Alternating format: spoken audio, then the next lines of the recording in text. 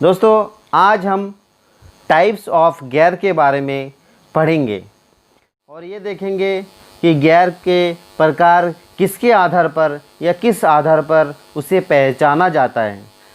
उसके बाद हम ये पढ़ेंगे कि गियर कौन सा मेटल का बना होता है और गियर का प्रयोग करने का क्या उद्देश्य है। इन सभी बातों को हम अच्छे से पढ़ेंगे। चलिए शुरू करते हैं। तो गियर का पहचान उसके टिच से होता है। किसी लगने वाले शाफ्ट के साथ उसके अक्ष या झुकाव के आधार पर गियर के प्रकार को बांटा गया है। इन सभी गियरों को हम विस्तार से चर्चा करेंगे। तो दोस्तों गियर का प्रयोग क्यों किया जाता है। गियर का प्रयोग करने का उद्देश्य पॉजिटिव ड्राइव के लिए। गियर में जो दांतें कटे होते हैं वो एक निश्चित अनुपात और सम अनुपात में होता है, अर्थात एक दांत से दूसरे दांत के बीच की दूरी समान होता है। इसलिए पावर ट्रांसमिशन करते समय इसका प्रयोग करते हुए बिना स्लीपेज के एक समान गति प्राप्त किया जा सकता है। दूसरा फ़ायदा ये है कि इसमें पावर लॉसेस नहीं होता है, क्योंकि जब दांतों से स्लीपेज नहीं होगा तो पावर लॉसेस की संभावना बिल्कुल भी नहीं होगा। जैसे बेल्ट में स्लिप होने से पावर लॉसेस होता है, इसमें पावर लॉसेस नहीं होता है। क्रीपिंग और स्लिपिंग बिल्कुल भी नहीं होता है। गियर का प्रयोग कम दूरी में पावर ट्रांसमिशन के लिए किया जाता है।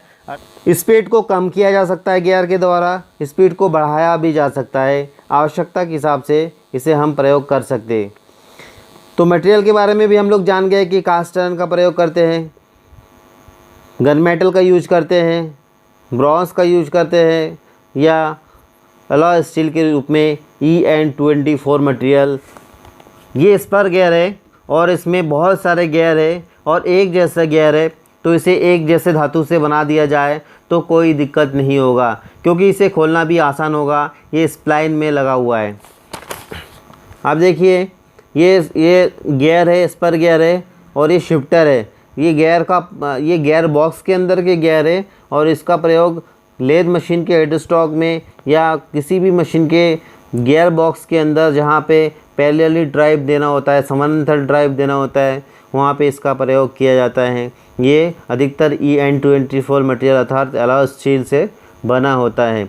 ये आपको शिफ्टर दिख रहा होगा, ये जो भाग आपको दिख रहा है शिफ्टर है।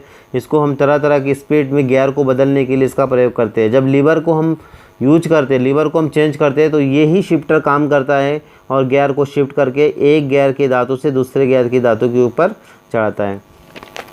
चलिए नेक्स्ट देखते हैं। अगला गियर ये देखिए, इसको बोलते हैं हेलिकल गियर। हेलिकल क्यों? क्योंकि इसका प्रयोग समानांतर शाफ्ट में करते हैं, लेकिन इसके जो गियर के दांते हैं वो एक्सिस में नहीं होता, बल्कि एक विशेष कोण पे झुका होता है। 45 डिग्री में झुका हुआ दिख रहा है आपको ये एक्सिस के साथ। अब ऐसा क्यों? तो दोस्तों जहाँ पर अधिक स्पीड और लोड भी ज़्यादा हो वहाँ पे इस प्रकार के गियर का प्रयोग किया जाता है, लेकिन इसका यूज करने से हमें स्लीपेज की संभावना बिल्कुल भी नहीं होता है। नो स्लीपेज वाला गियर है और RPM में अच्छे RPM में भी हम यूज कर सकते हैं। इसकी कुछ समस्याएं भी है, जैसे इसके जब इसका प्रयोग किया जाता है, जब गियर गति में होती है तो साइड प्रेशर के कारण गियर बाहर निकलने की कोशिश करती है। तो ये एक समस्या है और इस समस्या को कम करने के लिए यहाँ पे थ्रस्ट बेरिंग ज़रूर लगाना पड़ता है, नहीं तो ये समस्या पैदा हो जाता है और बेरिंग को ख़राब कर देती है। तो ये देखा आपने, हाई स्पीड में यूज करते हैं, लोड में भी करते हैं, लेकिन उतने भी नहीं जितना हम इसके नेक्स्ट वाले गियर में करेंगे। और एक समस्या आपने जो सुना, इस समस्या को ख़त्म करने के लिए हमने इस गियर का यूज किया। ये हेलिकल गियर है, पर इसके दो साइड में आपको डबल हेलिकल दिख रहा है और एक तरह की ट्रैक्टर के पहिए जैसे दिखाई दे रहा है। तो इससे फ़ायदा क्या है? इससे वो जो बेरिंग को बाहर धकेलने वाला जो समस्या हो रही थी वो समस्या ख़त्म हो जाएगा और no slippage, no creeping, no slipping और हाई स्पीड RPM और अधिक लोड के लिए भी यूज हो जाएगा। तो ये सभी काम के लिए और बहुत अच्छा एक रिज़ल्ट देता है ये। और समानांतर शाफ्ट पर हाई स्पीड और भारी लोड के लिए इसका प्रयोग किया जाता है। शाफ्ट को साइड में नहीं धकेलती है। ठीक है, तो ये आप समझ गए इसके बारे में भी। चलिए नेक्स्ट देखते हैं दोस्तों। अगला हमारा जो गियर है वो है बेवल गियर। इसका नाम बेवल क्यों है? तो आप देख रहे होंगे कि इसके जो दांते हैं वो 45 डिग्री में झुका हुआ है। इसी झुका हुआ या तिरछे को ही बेवल कहा जाता है। बेवल गियर का प्रयोग 90 डिग्री के कोण में पावर को ट्रांसमिशन करने के लिए या ट्रांसमिट करने के लिए करते हैं।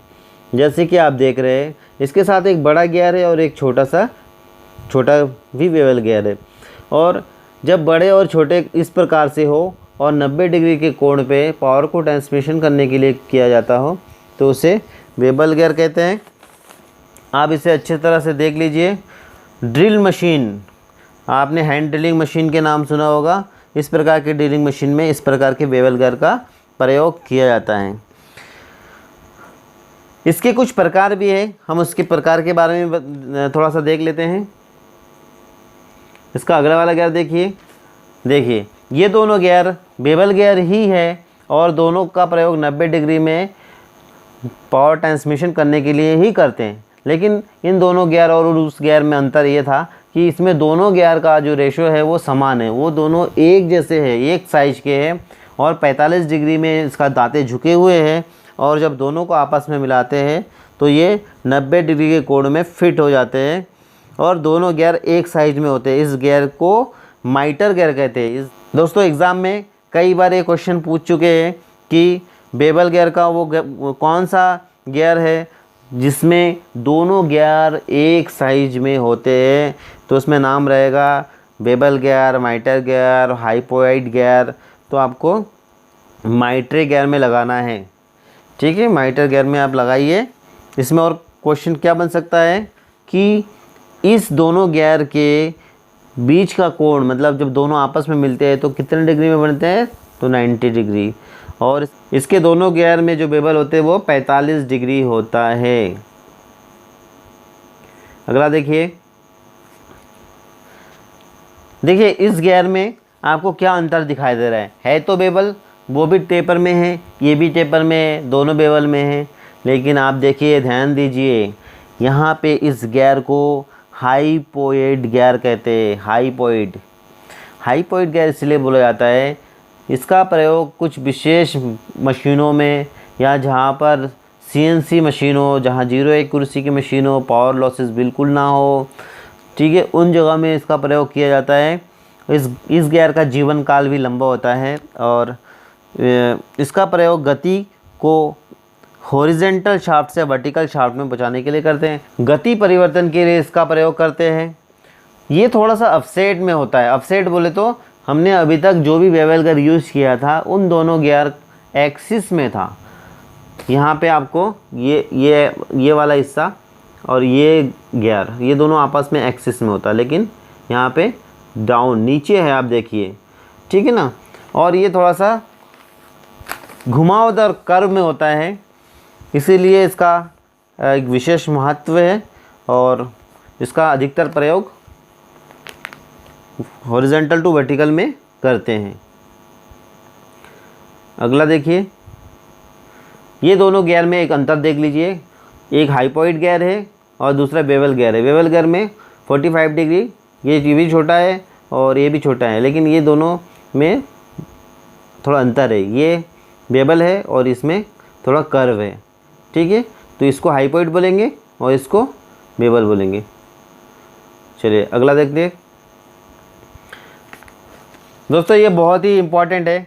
इसमें आपको क्या क्या दिख रहा है तो आप देखिए, थोड़ा ध्यान दीजिएगा। हम देख रहे हैं वर्म और वर्म विल को, लेकिन हम उसके साथ साथ बहुत सारे चीज़ और भी देख लेंगे। ये है वर्म, ये आप देख रहे हैं वर्म है। वर्म को घुमाने से विल घूमती है, विल को घुमाने से वर्म नहीं घूमती है। इस चीज़ को आप थोड़ा ध्यान रखिएगा। तो हम वर्म को घुमाएंगे और इसके साथ विल लगा हुआ है, इसको वर्म विल बोलते हैं। ये देखिए गन मेटल का ये बना हुआ है वर्म विल। हम इस दोनों का ही यूज करना है इस टाइम, लेकिन यहाँ पे बहुत सारी चीज़ें और भी जोड़ दिया है, तो हम इस सभी के बारे में देख लेंगे, आप भी समझ जाएंगे। तो वर्म घुमाने से विल घूमती है। जब विल घूमती है तो इसके साथ ये लगा हुआ है हेलिकल गियर, हेलिकल पिनियन बोलते हैं, छोटा है इसलिए पिनियन है। और एक पिनियन के साथ लगा हुआ है बड़ा सा एक हेलिकल गियर।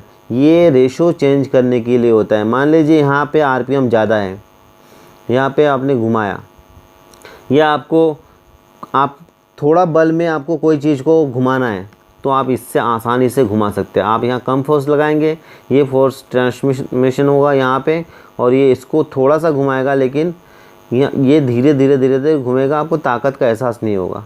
जैसे आपने गियर एक बहुत बड़ा महत्वपूर्ण चीज़ होता है। आपने साइकिल देखा होगा कि गियर वाले साइकिल में 3 4 5 गियर होते हैं, उसमें जैसे ही गियर चेंज करते हैं तो ताकत का एहसास नहीं होता कि हम कितने बल लगा रहे हैं और कितने स्पीड में भाग रही है। तो ये गियर का बहुत महत्व होता है। तो ये हमने देखा वर्म और व्हील, ये इसके साथ ये यूज होता है। और आपको मालूम होगा कि ये सबसे डेप्थ, इसमें जो दांतें होते हैं इसकी डेप्थ डी सबसे ज़्यादा ये इसी गियर में होता है। अगला है रैक और पिनियन।